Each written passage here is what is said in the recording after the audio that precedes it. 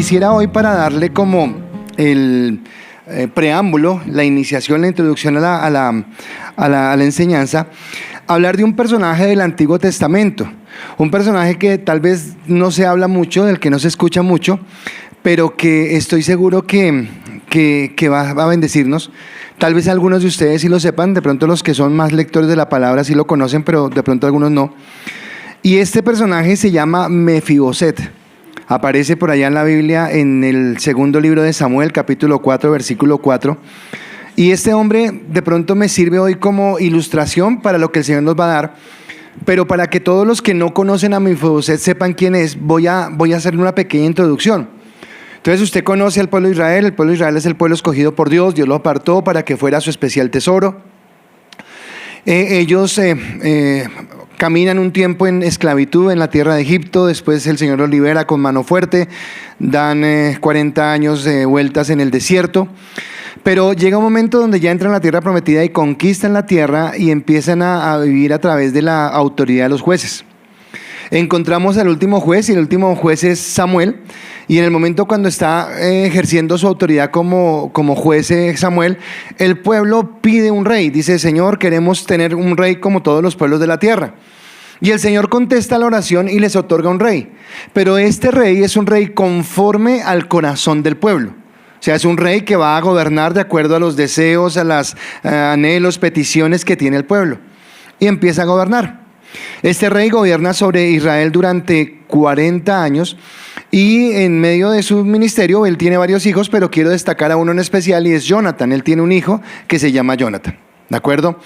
Cuando el rey está ejerciendo su reinado, hay un momento donde, por ser un rey conforme al corazón del hombre, empieza a desviarse del propósito de Dios, empieza a desviarse de la voluntad de Dios, y es cuando aparece en escena David. Entonces David empieza a ser formado en el gobierno de Saúl. Dios empieza a formar el corazón de David. Y David es un hombre diferente a Saúl, porque el corazón de David es un corazón conforme al corazón de Dios. En los primeros años, David está reinando Saúl está reinando y David está en su séquito de colaboradores. Y esto hace que David y Jonathan se conozcan. Y ellos establecen una amistad muy fuerte. O sea, la palabra habla de que es una amistad, pero fuertísima. O sea, se aman más que hermanos, se quieren mucho. Y esto hace que en la palabra encontremos dos espacios donde ellos hacen un pacto. Y ese pacto es de una amistad verdadera. Jonathan tal vez se está dando cuenta de la actitud que tiene el rey, de la forma en que Saúl está apartándose de Dios, de la envidia que le tiene a David. Y entonces como que Jonathan reconoce que un día David va a ser rey de Israel y le dice: a pesar de, te respeto, te reconozco, la amistad está por encima de esto. Y David hace lo mismo con Jonathan, le dice: yo también, independientemente que sea rey o algo, siempre voy a ser leal a esta amistad. Hicieron ese pacto. Bueno, sigue transcurriendo el tiempo. Ya hay un momento donde David tiene que salir del reinado. Él ya empieza a trabajar como clandestinamente en pos del pueblo, pero no con el apoyo del rey, porque el rey no está de acuerdo con él. Y hay una guerra, y en esa guerra viene el pueblo filisteo a pelear contra Israel. Y sale el rey, que es Saúl, a pelear esa batalla, y sale Jonathan, su hijo, a esa guerra. Estando en la guerra, son vencidos por los filisteos, porque obviamente están apartados de Dios. Entonces Dios no está con ellos para apoyarlos. Pierden esa batalla. Jonathan, el hijo del rey, es asesinado, muere en la batalla. Saúl sale corriendo buscando salvar su vida, pero cuando se ve emboscado y cuando ve que ya no tiene escapatoria, él toma una decisión cobarde. La decisión cobarde que toma es suicidarse. Entonces dice la palabra que él se echa sobre su espada y se suicida. Aquí es donde aparece Jonathan, porque la palabra en segundo libro de Samuel, capítulo 4, versículo 4, hablando de esto, dice que la noticia es llevada a la casa de ellos. Y obviamente la noticia es que ha muerto el rey, ha muerto su ejército, y pues como una guerra vienen a invadir el lugar. Y entonces Jonathan tenía un hijo, y ese hijo se llama Mefiboset. Pero ese hijo en ese momento tiene 5 años. Y cuando saben que van a tomarlos, entonces la nodriza que tiene el niño, en el miedo, en el pánico, toma el niño y sale corriendo con la infortunia que cuando va corriendo deja caer al niño. El niño cae al piso y queda lisiado. De ahí en adelante queda lisiado. Así que este Mefiboset pierde a su abuelo, pierde a su papá, su nación es invadida y encima de 5 años queda lisiado. Es un hombre que su vida se acaba, se pierde. Sigue viviendo, pero ya no hay una perspectiva, ya no hay una proyección, sino simplemente está viviendo el dolor y la angustia de lo que está sucediendo. La Biblia sigue relatando lo que pasa con David, cómo viene el reino, todo lo que está sucediendo, pero ya han pasado años, han pasado muchos años, y David estando en el reino, él recuerda algo y recuerda a su amigo Jonathan. Y él dice, oiga, yo hice un pacto con Jonathan, yo prometí que iba a ser fiel a esta amistad. Y tal vez ya no lo puedo hacer con Jonathan, mi amigo, porque él ha muerto. Pero entonces el rey indaga y dice, no hay nadie en la casa de Israel que quede de Jonathan de la casa de Saúl. Entonces viene uno de los siervos y le dice, sí, hay alguien, un hombre llamado Mefiboset. El rey inmediatamente hace llamar a Mefiboset, lo entra al palacio, lo presenta a la corte, restaura la vida de este hombre. ¿La restaura en qué sentido? Que vuelve y le reincorpora todo lo que es la herencia. Dice, todo lo que le pertenecía a Jonathan su padre, ahora se lo transfiero a usted, le pertenece por derecho, estoy siendo fiel a la amistad. Pero dice algo más David, dice, y a partir de ahora usted va a comer en la mesa del rey. Pero no es algo del momento, no venga este domingo y comemos acá, no, dice permanentemente él va a estar sentado a la mesa del rey. En otras palabras, le está cambiando el estilo de vida, le está cambiando la ruina y el dolor que tenía por una vida diferente y le está dando honra y honor a su vida. Cuando Mefiboset escucha esto, que él no tiene ni idea, cuando él pierde a su padre, tiene 5 años, es un niño y seguramente no sé si alguien o no le contaré la historia, pero tal vez él no está acostumbrado a la realeza ni a ser reconocido, más bien a ser mirado de lejos. Usted sabe que Israel era un pueblo fuerte y así no solamente era machista, no solamente odiaba a los gentiles, sino gente que tuviera discapacidades, pues no era tan bien vista, no era tan acogida en el pueblo.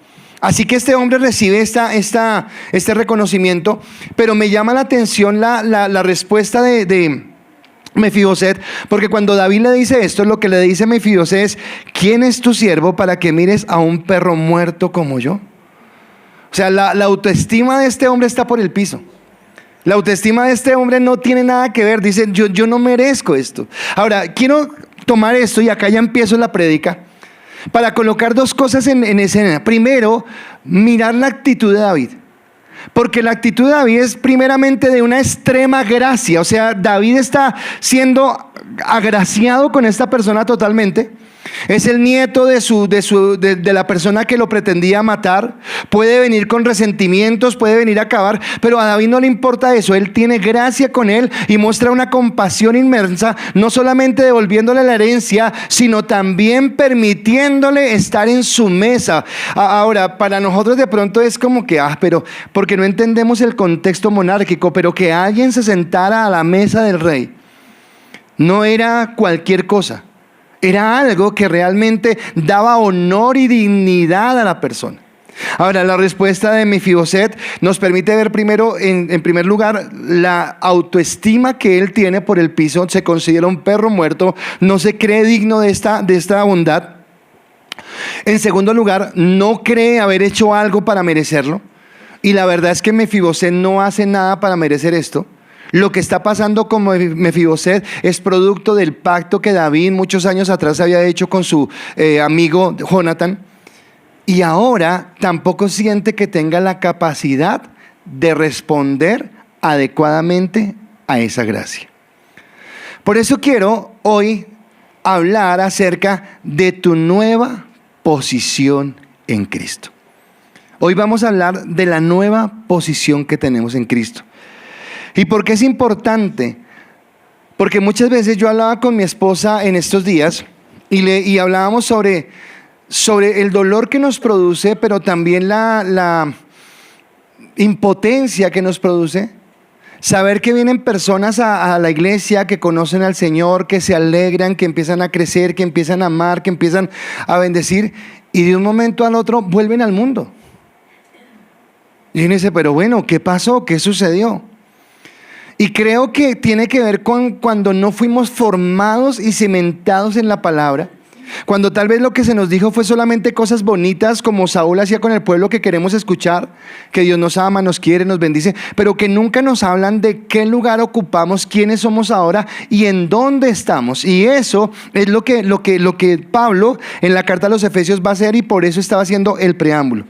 Entonces, Mefiboset, si yo vuelvo a mirar a Mefiboset, es un hombre sin esperanza. Es un hombre que va por la vida simplemente sobrellevando las cosas, donde no tiene nada más que esperanza sino un día morir y ya terminar su ciclo en esta tierra, porque tal vez lo que era su vida antes, tener una línea genealógica en la monarquía, saber que su abuelo era el rey, saber que su padre de pronto era aspirante a ser rey, de pronto que él también podía haber llegado a esto, tener una vida sana y de bendición. A los 5 años se termina todo eso y no hay nada, y ahora es excluido de la élite de la sociedad y es visto como una persona que no tiene nada que hacer. Pero llega un momento en la vida de Mefiboset, y yo quiero que usted preste atención a esto, donde los ojos del rey se colocan sobre él. No lo merece, no ha hecho nada extraordinario, pero el rey lo mira. Y no solamente lo mira, sino lo levanta, lo fortalece y lo coloca en un lugar de honra. En el Evangelio de Juan, Jesús habla de la vid verdadera.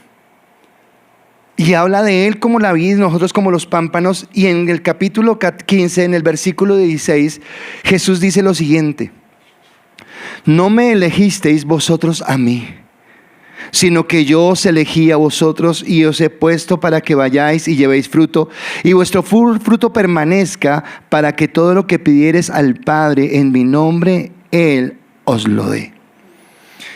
Y a veces estos textos son los que son un poco complicados de entender, porque claro, usted ha decidido estar con Cristo. Si usted en la mañana de hoy, Bogotá siendo Bogotá, decidió venir a la iglesia, es porque usted ha elegido honrar a Dios, amar a Dios, colocarlo en primer lugar. El día que usted aceptó a Cristo, usted lo aceptó porque entendía que Él era el Dios de su vida. Mateo decía hace un momento que la cena, el bautismo no es requisito para la cena, pero tal vez nosotros pedimos que la gente sea bautizada para que tenga un poquito más de madurez y de entendimiento. Así que los que tomaron la cena seguramente fue porque se bautizaron, y los que se bautizaron fue porque un día eligieron caminar con Cristo. Todo eso es real, no es mentira.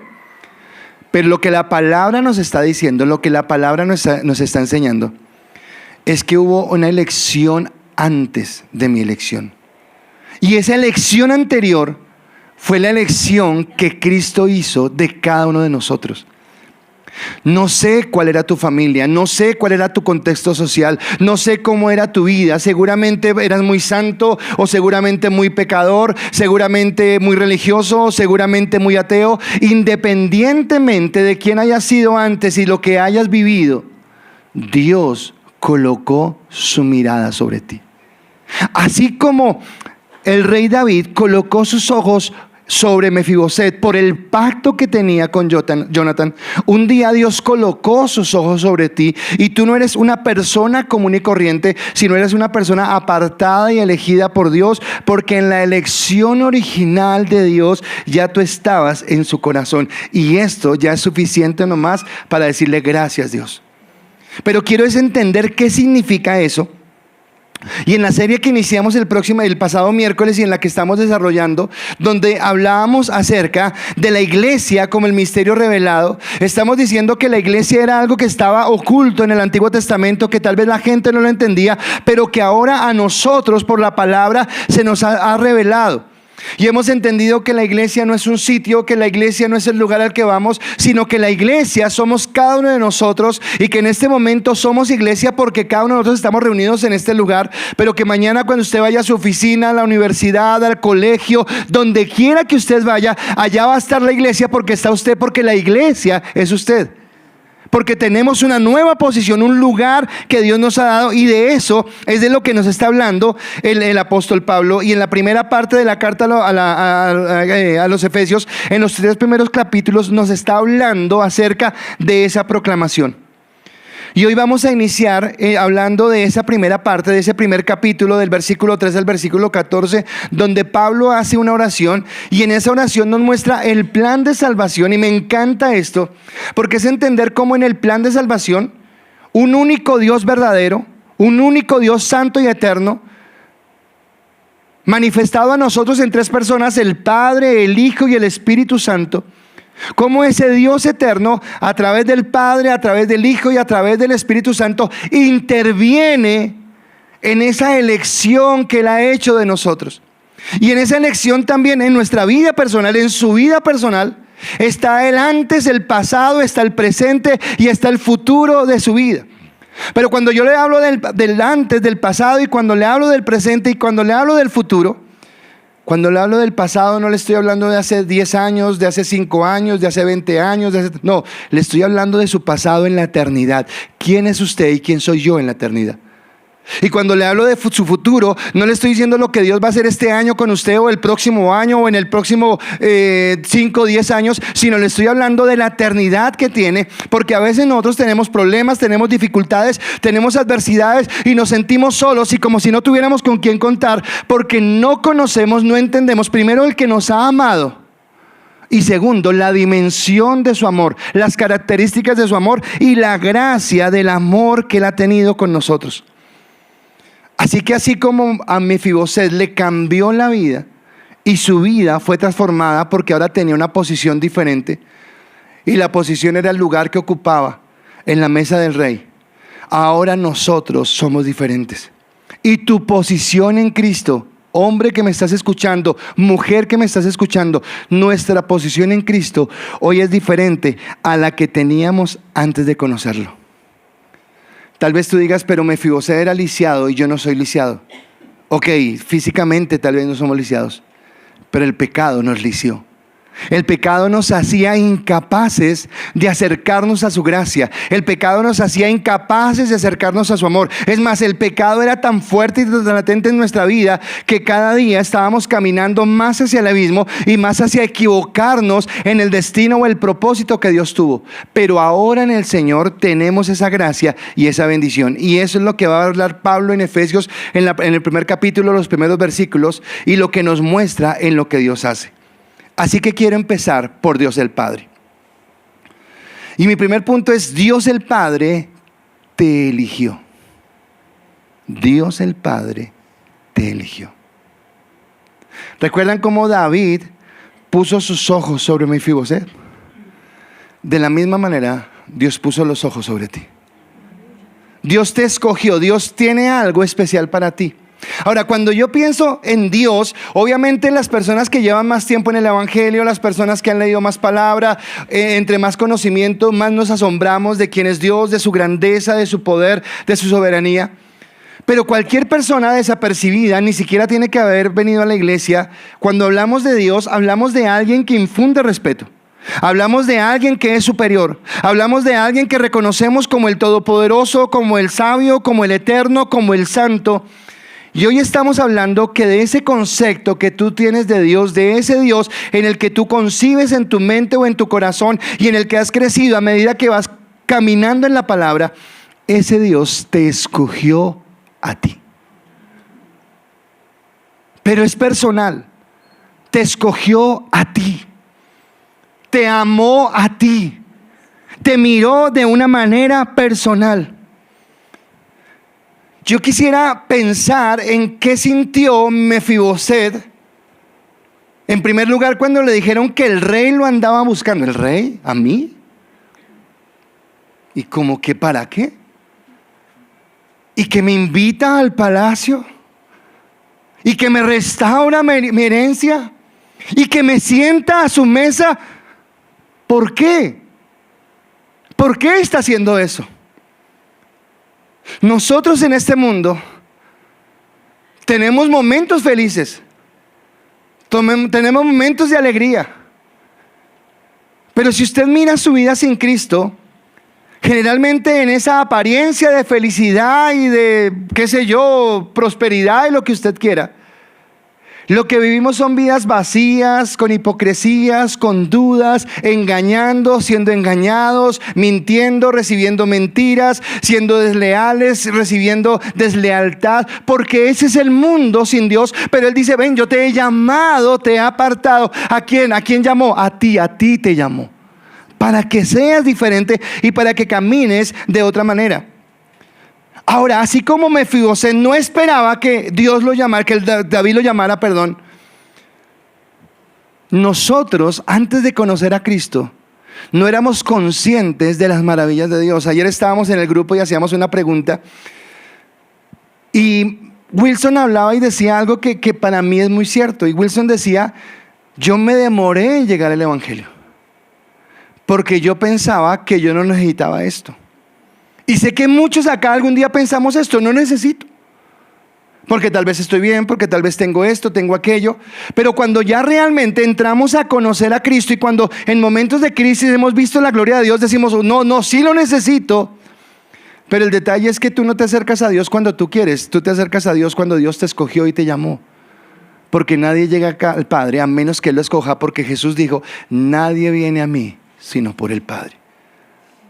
Así que hoy podríamos sentir la tremenda gracia de lo que significa eso. Y en Efesios capítulo 1, versículo 3 al 6 dice la palabra: bendito sea el Dios y Padre de nuestro Señor Jesucristo, que nos bendijo con toda bendición espiritual en los lugares celestiales en Cristo, según nos escogió en Él antes de la fundación del mundo, para que fuésemos santos y sin mancha delante de Él, en amor, habiéndonos predestinado para ser adoptados hijos suyos por medio de Jesucristo, según el puro afecto de su voluntad, para alabanza de la gloria de su gracia, con la cual nos hizo aceptos en el amado.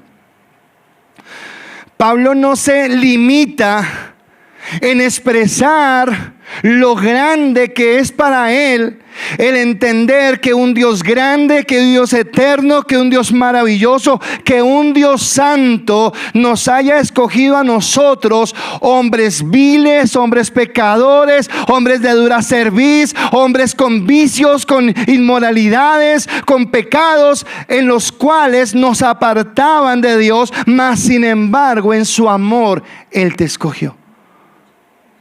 Él te escogió. Él te tiene a ti en el corazón.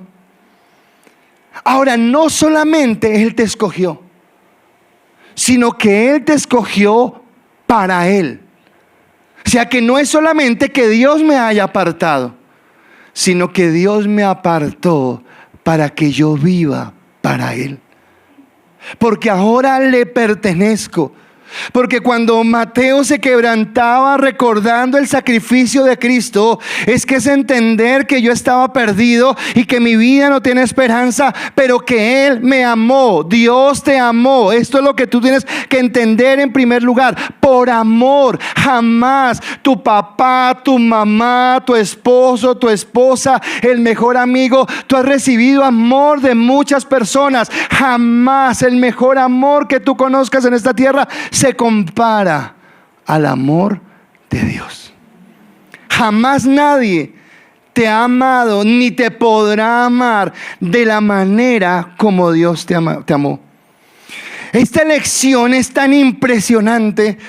Déjeme volver a David un momento y a Mefiboset. ¿Qué sabía David de Mefiboset? Más que le dijeron, es hijo de su amigo. David lo recibió en su casa, pero no le pidió el pasado judicial, no le miró sus credenciales, no miró si era digno de sentarse en la silla de la mesa del rey, simplemente lo llamó. Dice la palabra que el Padre te escogió en el pasado, pero ese pasado no son 5, no son 10, no son 20, no son 50, no son 100 años. Ese pasado es desde antes de que todo estuviera. Porque Dios en su conocimiento, Dios no creó el mal, Dios no creó el pecado, Dios no quería que nosotros pecáramos. Pero Dios sabía lo que iba a suceder con el hombre. Por eso, iniciando el problema que es en Génesis 3, iniciando en el versículo 15, Él ya da una respuesta, da una solución. Dice, pero voy a restaurar al hombre. Pero escúcheme, aunque en Juan capítulo 3, versículo 16, de tal manera amó Dios al mundo. Sí, claro, Dios amó al mundo, pero Dios te eligió. ¿Y por qué te eligió? Porque no éramos tan buenos como para merecer. Y no fui yo el que de mi voluntad un día dije, ok, Dios, te voy a dar la oportunidad. Dice, no me elegisteis vosotros a mí, sino que yo os elegí. ¿Tú entiendes eso? Que un Dios eterno te haya elegido. Y entonces no tiene que ver por tu deseo, por tu influencia humana, y mucho menos por tus méritos. Porque si fuera por los méritos, empezando por el que les está hablando en esta mañana, ninguno de nosotros había hecho los méritos necesarios para merecer el amor de Cristo. Es más, hicimos honores para ser descartados, para ser desechados. Nuestra vida sin Cristo era una vida ruin, una vida pecadora, era una vida apartada. Mas sin embargo, Él nos eligió, puso sus ojos en nosotros, así como David puso sus ojos en Mefiboset. Hablaba esta mañana, y no sé porque no los conozco a todos, pero muchos de los que estamos acá somos la primera generación de cristianos en nuestra casa. Somos los que por la gracia de Dios, por la misericordia de Dios, Él nos alcanzó. ¿Y por qué te escogió a ti? ¿Eras el hijo favorito? ¿Eras el esposo virtuoso? ¿Eras la mujer hacendosa? ¿Eras el mejor? ¿O solamente por gracia? Y Él te escoge porque a partir de ti se levanta una nueva generación, una generación de hombres y de mujeres que caminarán en el Señor. Porque Dios nos apartó, porque Dios colocó a personas a orar por ti, pero no porque las personas hayan sentido orar por ti, sino porque Dios de antemano te había escogido y te había apartado para esto. Así que no es por tu mérito humano, pero cuando yo recibo esto, Dios espera una respuesta, y la respuesta que yo le doy a tanta gracia, a tanta bondad, a tanto amor, se resume en una palabra, y esa palabra es santidad. Dios quiere que yo responda a ese amor con santidad. Anoche también en el grupo Fanny decía y nos explicaba algo y decía, amor es obediencia. Porque si yo digo que amo, pero no obedezco, soy un mentiroso. Porque amar es decir, ok, me sujeto, estoy dispuesto a estar bajo la cobertura, a entender, a reconocer lo que se quiere. Primera de Pedro capítulo 1 versículo 18 al 20 dice, sabiendo que fuiste rescatados, que fuimos rescatados, cada uno, tú eres rescatado, no sé dónde vivías, no sé cómo estabas, no sé quién eras, pero Dios te rescató de vuestra vana manera de vivir, la cual recibiste de vuestros padres, no con cosas corruptibles como oro o plata, sino con la sangre preciosa de Cristo, como de un cordero sin mancha y sin contaminación, ya destinado desde antes de la fundación del mundo, pero manifestado en los postreros tiempos por amor de vosotros. Así que lo que me está diciendo es que Él ya me había limpiado, me había rescatado, porque Él tenía ese propósito. Ahora, muchas veces yo he pensado, y cuando veo acá jóvenes en la iglesia, cuando veo adolescentes en la iglesia, me alegra. Y quisiera que esta palabra realmente quedara arraigada en sus corazones, porque no sé cuántos ya adultos, tal vez algún día dijimos, ¿por qué no conocí antes? ¿Por qué no supe esto antes? ¿Cuántos errores, cuántos problemas, cuántas dificultades? Bueno, quiero decirte que Dios nunca llega tarde. Que Dios llegó a tu vida el día que tenía que llegar, y cambió tu vida el día que la tenía que cambiar. Y lo que permitió antes de conocerlo, lo que tú viviste, tus errores, tus equivocaciones, los dolores que viviste, Dios los utiliza para formarte, para levantarte, pero Él tiene su mirada puesta en ti, y un día te llamó, y si tú no me levantaste la mano, pero vienes hoy por primera vez, quiero decirte, hoy es tu día de salvación. Porque el Rey ha puesto sus ojos sobre ti. Y eso es lo del Padre.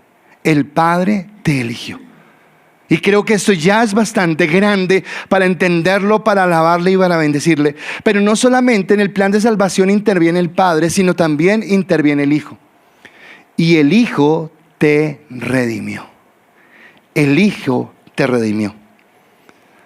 ¿Sabe que Mefibosé cargaba a su espalda un lastre? Y el lastre que cargaba no solamente era su enfermedad por su limitación, por causa de la caída, sino que cargaba el lastre de ser el rey que había desechado a Dios, de ser el rey que había perdido frente a los filisteos, de ser el rey que se había suicidado. Y tal vez eso hacía que su dolor fuera más grande porque era señalado, porque era mirado, porque lo que quisiera que fuera. ¿Sabe? Yo voy a decirle algo y espero, porque en este tema somos delicados, a veces nos enojamos. Pero aunque nosotros amamos y queremos a nuestras familias, nosotros no podemos tapar con las manos el hecho que en nuestras familias hay maldiciones. El día que yo me casé, el día que fui al altar con mi esposa, yo recuerdo que solo oré y dije: Dios, guárdame. Y yo te pido que mi matrimonio sea para toda la vida, hasta que la muerte sea lo único que nos pueda separar. Porque en la familia, por el lado de mi papá, había adulterio. Porque mi papá fue adúltero, porque el tío fue adúltero, porque el otro tío también, porque la tía también. Y no fue lo que yo escogí, no fue el lugar donde yo decidí nacer, fue lo que Dios decidió. Pero aunque Dios me permitió nacer en ese lugar, Él me apartó a mí para que fuera el primero en esa generación, para que cambiara, cortara la maldición, porque Él me eligió. Así que eso significa en tu vida que Dios te eligió. Así que lo que es tu familia, lo que vive tu familia, porque cada uno tendrá una situación. En mi vida en mi familia hay codicia, en mi familia hay inmoralidad, en mi familia no importa, Dios te ha apartado y te ha escogido y te ha redimido. Y acá David estaba redimiendo a este hombre. Nosotros cargamos a cuestas esa herencia, más los pecados que hemos llevado. Pero en el presente, en el pasado, Dios nos escogió. ¿Desde cuándo? Desde antes de la fundación del mundo. Es que a mí me impacta esto. O sea, no había nacido nadie, ni tu abuelo, ni tu tatarabuelo, nadie había nacido, y Dios ya te tenía en el corazón. ¿Tú entiendes eso? Tal vez no podamos entenderlo acá, pero acá sí quiero que lo entiendas. Dios me eligió, por eso tu posición en Cristo es diferente, porque Dios te eligió. Pero ahora en el presente, por la fe en Cristo, Él me ha redimido. ¿Qué es redimir? Pagó un precio. ¿Y por qué era necesario pagar el precio? Porque Él me eligió, pero sin embargo yo estaba en pecado. Dice la palabra en Efesios capítulo 1, versículos 7 al 10, en quien, está hablando de Cristo, tenemos redención por su sangre, el perdón de pecados según las riquezas de su gracia, que hizo sobreabundar para con nosotros en toda sabiduría e inteligencia, dándonos a conocer el misterio de su voluntad según su beneplácito, el cual se había propuesto en sí mismo de reunir todas las cosas en Cristo, en la dispensación del cumplimiento de los tiempos, así las que están en los cielos como las que están en la tierra. Dios nos eligió, pero no nos podíamos presentar de esa manera delante del Padre. Y déjenme ir nuevamente al Antiguo Testamento. Todos hemos escuchado la historia de José. Y cómo José un día es vendido por sus hermanos, y siendo vendido por sus hermanos es llevado a esclavitud, y cómo en la esclavitud empieza a tener una serie de trabajos forzados y hacer cosas que no eran lo que él estaba llamado a hacer, porque era hijo de la línea genealógica de Abraham. Mas sin embargo él se mantiene en santidad. Por su buen testimonio un día llega a la casa de Potifar. Y en la casa de Potifar aparece la esposa de Potifar, que lo quiere seducir, que lo quiere llevar a pecar. Este hombre tiene un celo por Dios, tiene un temor de Dios, y él se mantiene en santidad. Y la respuesta que le da a Dios es que lo envía a la cárcel. Porque una falsa concepción que tenemos de Cristo es que nos hacemos cristianos y se acaban los problemas. Es que nos hacemos cristianos y solamente vamos a tener riqueza, prosperidad, abundancia, todo es feliz. No. Si usted mira, mucha gente sufrió. ¿Sabe por qué José sufrió? Porque Dios sabía lo que tenía para él, y para llevarlo a lo que tenía para él tenía que formarlo. Y Dios nos forma a través de la prueba y del proceso. Así que estás pasando hoy por una prueba.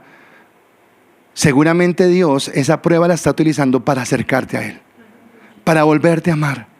para decirte: descuidaste el camino, perdiste el camino, por eso estás viviendo esto, por eso estás en esa angustia, en ese dolor, en esa tragedia, porque ese no es tu lugar, porque Él te escogió. Y cuando Él te escogió, no te suelta, aunque yo me quiera soltar. Así que Él permite esos momentos de dolor. Así que José es llevado a la cárcel. Y escúcheme, no puede ser peor la situación de José. Porque José, según el concepto de su papá y de su mamá y de sus hermanos, José ha muerto. Y usted no está buscando restaurar a un muerto, el muerto murió. En Egipto nadie conoce a José, así que cuando lo echan en la cárcel, él se está pudriendo en la cárcel y nadie le importa, porque nadie tiene nada que ver con José. Hasta el copero al que se le interpretó el sueño, cuando sale de la cárcel, se olvida de José. Y esa es nuestra vida a veces. Una vida olvidada y una vida sumergida en pecado, en dolor, en angustia. Pero un día el rey tiene un sueño. Y cuando tiene el sueño, el copero se acuerda y le habla de José. Y mandan llamar a José. Pero acá hay algo. José no llega de una vez a donde el rey.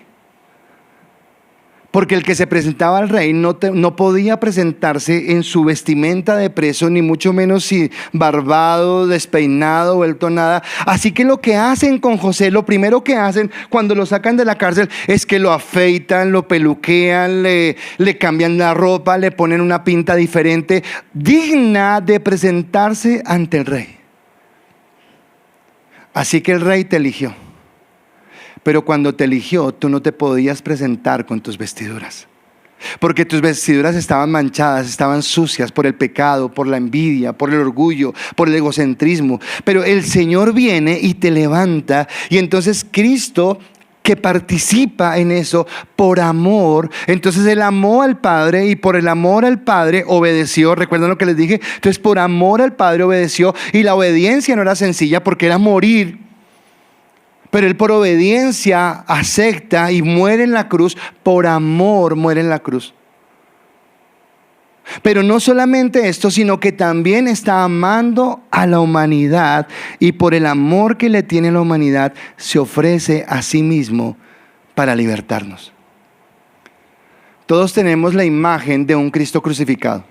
Bien sea porque lo hayas visto en una iglesia, bien sea porque lo hayas visto en una película, en donde lo hayas visto. Y tal vez quiero llevarte a ese momento a que pienses en la imagen más sangrienta que tengas de Cristo en la cruz del Calvario. ¿Y por qué quiero llevarte esa imagen? Porque quiero decirte que ese lugar no era de Él, ese era tu lugar. Y ese era mi lugar. La palabra dice: porque la paga del pecado es la muerte. Y mi rebeldía, mi idolatría, mi orgullo, mi vanidad, las cosas que hice, me llevaban a que ese fuera el lugar que me pertenecía. Y me lo gané con méritos por mi pecado, por mi maldad. Pero hay un detalle: Dios me eligió. Y como Dios me eligió, el Hijo vino para restaurarme, para lavarme, para limpiar mi vestido en su sangre. Así que cuando tú te presentas delante del Padre, porque ahora cuando tú has aceptado a Cristo, y yo no sé si entiendas esto, pero tú te puedes presentar delante del Padre, tú 24/7, 365 días al año, tienes la oportunidad de presentarte al Padre, pero no te presentas en ti como eres, sino que vas cubierto con la sangre del Cordero, porque la sangre del Cordero te limpia y te permite entrar en la comunión y en la intimidad del Padre para amarlo, para adorarlo, para deleitarte en Él, porque Él te ha amado. Por eso Él se ofrece a sí mismo. Y aunque éramos esclavos del pecado, ahora Él rompe el yugo y nos liberta. Y la libertad es que ya el pecado no opera en mí. Y acá yo quiero hacer una acotación de algo que hemos venido hablando en este año, y creo que Dios nos está hablando fuerte de esto. No fue que tú conociste un día a Cristo y hiciste el propósito de cambiar. Conocí a Cristo, ahora sí dejo de tomar. Conocí a Cristo, ahora sí dejo de mirar a las mujeres con laxivia. Conocí a Cristo, ahora sí dejo de ser chismoso o chismosa. No funciona así, porque si tú pudieras hacerlo, en vano muere Cristo. Para nosotros era imposible. Pero cuando yo acepto a Cristo, cuando Él viene a mi corazón, Él genera en mí una nueva naturaleza. donde ha crucificado esa maldad. No me pasa a mí, pero estoy seguro que nos pasa a muchos que caminamos en el Señor. Y es que el pecado, aunque es bueno, incomoda. Y es que el pecado ya no juega en mi vida, porque ya no quiero caminar en ello, porque fui libre de ese pecado. Y por más que quiera, por más que haga el intento, no puedo, porque Dios no lo permite, porque Él me ha lavado, me ha limpiado, me ha comprado y me ha libertado. Dice 1 Corintios capítulo 5 del 18 al 19. Y todo esto proviene de Dios, quien nos reconcilió consigo mismo por Cristo y nos dio el ministerio de la reconciliación, que Dios estaba en Cristo reconciliando consigo al mundo, no tomándole en cuenta a los hombres sus pecados, y nos encargó a nosotros la palabra de la reconciliación. Dios cada día quiere reconciliarse con nosotros. Dios no nos mira con ojos de juicio, sino nos muestra su amor, pero nos pide santidad, porque su amor ni su brazo se ha cortado. Porque no importa que tanto nos equivoquemos, porque no importa que tanto erremos. Dolorosamente lo cuento muchas veces. Conocí al Señor muy joven y me aparté. Y estando apartado del Señor, estuve a punto de morir. Por mis decisiones, por mi maldad, estuve expuesto a la muerte. Pero no morí. Pero no morí porque yo fuera bueno. No morí porque un Dios que me escogió. Y porque hubo un Dios que, aunque yo quise desviarme y aunque quise irme al mugre otra vez, como el perro al vómito, Dios me rescató. Dios es el que te ha lavado, Dios es el que te ha limpiado, y Él hoy te da el mensaje de la reconciliación. El Padre te eligió, el Hijo te redimió, pero Dios el Espíritu Santo te ha sellado. Dios el Espíritu Santo te ha sellado. Escúcheme, ¿qué implicaba que Mefiboset se sentara en la mesa del rey? No sé mucho de protocolo, pero yo sé que si me invitaran al Palacio de Nariño a almorzar con el presidente de la República, en primer lugar sé que yo tendría que elegir bien mi vestuario, porque no me puedo ir a sentar allá de cualquier manera. Y sé que cuando llegue a ese lugar yo no me voy a sentar donde yo quiera, sino que va a haber un puestecito que tiene mi nombre por cuestión de protocolo. Porque la persona que maneja el protocolo del presidente coloca sillitas donde él sabe a quién va a dejar más cerca de la persona que es el anfitrión de ese momento y a quién deja más lejos. Acá este hombre, Mefiboset, tenía un lugar específico porque ahora hacía parte de la corte del rey, porque el rey lo había apartado. Dios ya no habita en templos físicos. Dios habita ahora en tu corazón. Yo no sé si tú entiendas eso, pero Dios mismo habita en ti. El mismo Espíritu que levantó a Cristo de los muertos.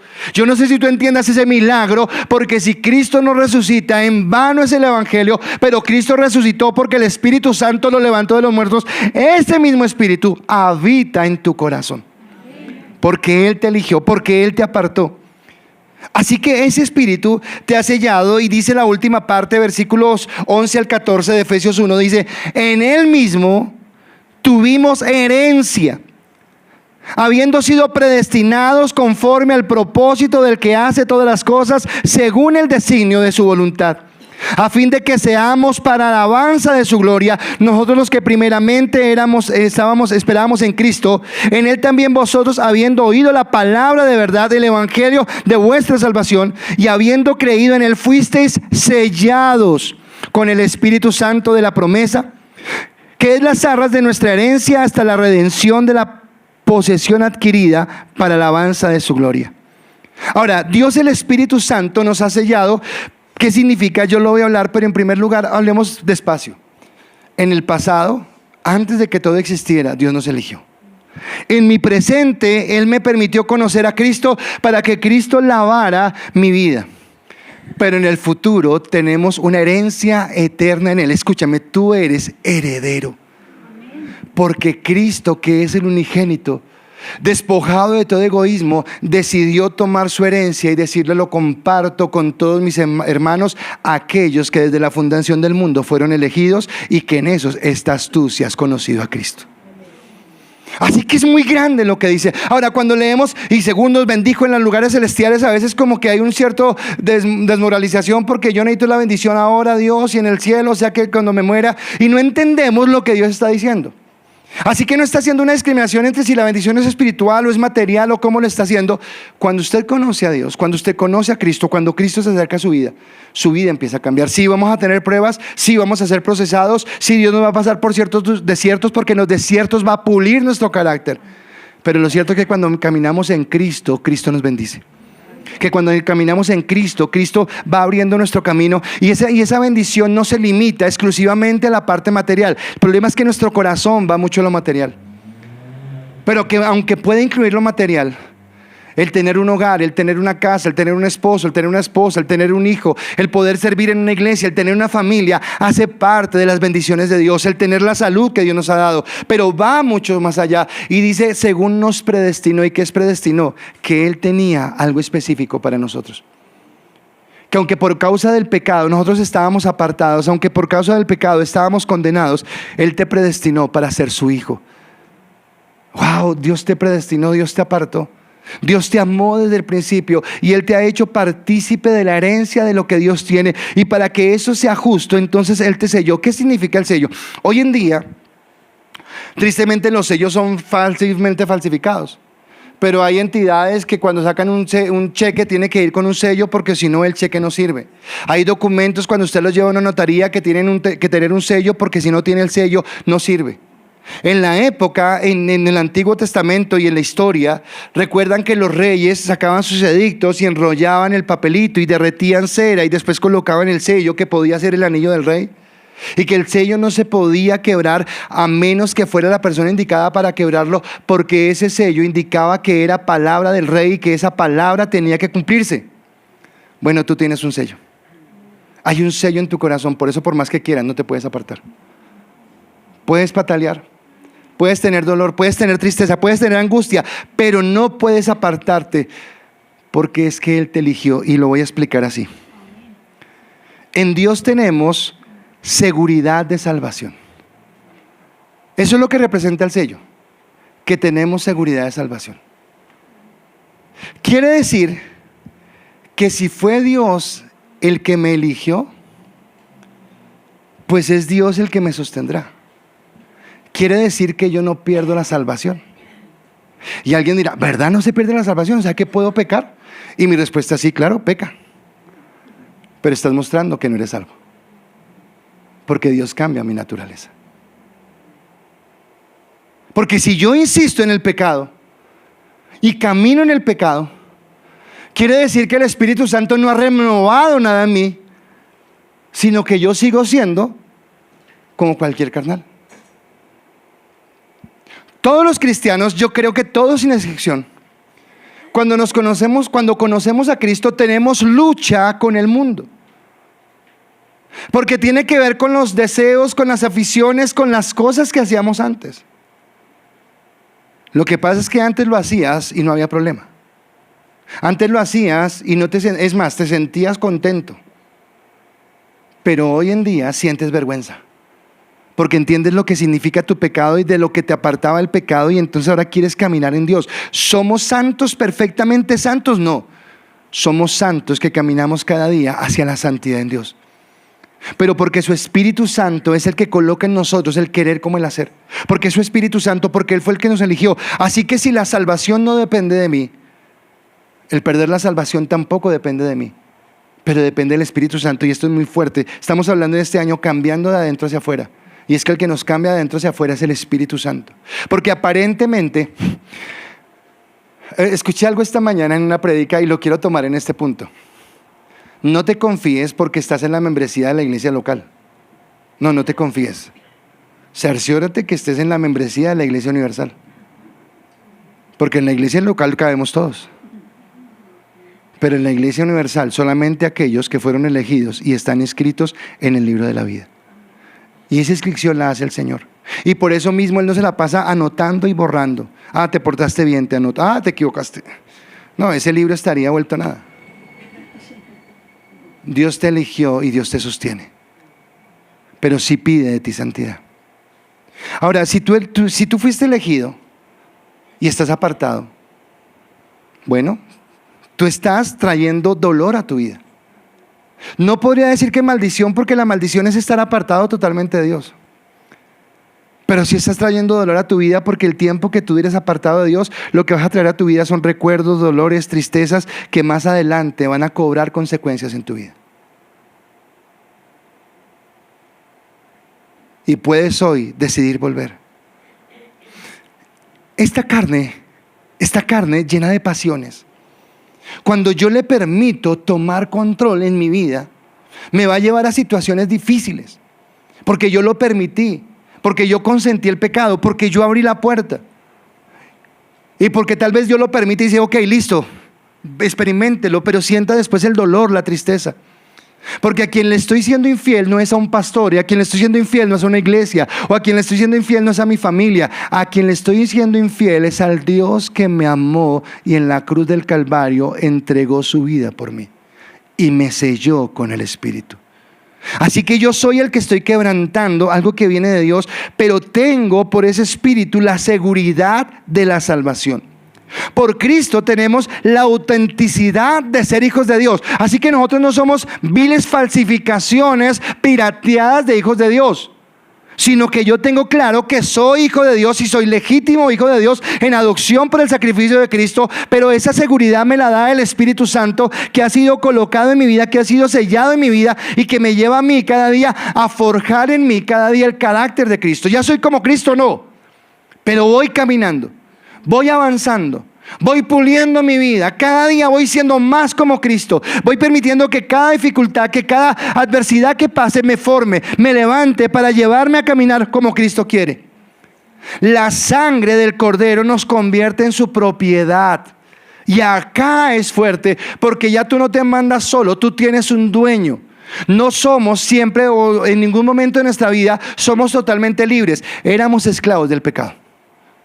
El pecado nos manipulaba, el pecado nos tenía en condenación, el pecado nos llevaba a la desgracia. Pero ahora Cristo por su sangre nos ha comprado y somos esclavos voluntarios. ¿Cómo es esclavo voluntario? Déjame ir al Éxodo, al Levítico, al Números. Había una ley sobre los esclavos, y los esclavos podían ser esclavos solamente por 7 años, no más. Después de 7 años quedaban libres, se podían ir. Y el esclavo tenía la libertad de irse, porque eso legislaba la ley. Pero el esclavo decía, amo, yo no me quiero ir, yo vivo bien acá y sé que estoy bien guardado. Así que el amo le decía, ¿quiere quedarse acá? Sí, es mi decisión. Ese esclavo tenía que tener una seña, y la seña era que tomaban la sangre y la colocaban en el lóbulo de su oreja, para que se supiera que él era un esclavo que estaba voluntariamente con su amo. Yo quiero preguntarle, ¿qué mejor Señor que Dios en nuestras vidas? Qué mejor Señor que tiene para nosotros una vida de bendición, de amor, de gracia, de entrega. Y Él es el que quiere caminar con nosotros, porque Él nos bendice. Así que Él nos ha hecho su propiedad. Pero por esta razón también vivimos bajo su autoridad. Así que tú y yo estamos bajo la autoridad de Dios. Corintios, 2 Corintios 1, 21 y 22 dice: el que nos confirma con vosotros en Cristo, el que nos ungió es Dios, el que también nos ha sellado y nos ha dado las arras del Espíritu en nuestros corazones. Cata, ayúdame. Yo quiero hoy dejar en su corazón el entender su posición en Cristo. No es simplemente una religión. No es simplemente venir un domingo y sentarse a escuchar una palabra, o ponerse de pie y levantar las manos y cantar una canción. Es entender que por mí se pagó un precio. Es entender que el Padre te escogió. Y nuevamente, si tú estás acá por primera vez y no me quisiste levantar la mano, tal vez pueda ser que yo no te conozca, pero Dios te conoce. Y no estás acá por casualidad, estás acá porque desde la eternidad Dios te escogió. Y tú puedes estar diciendo, pero ¿cómo que Dios me escogió si ni me conoce? Tal vez fue lo mismo que pensó Mefiboset. ¿Por qué el Rey me llama a mí si no me conoce? Aunque tú no lo conozcas, Él te ha conocido siempre y Él te ha guardado.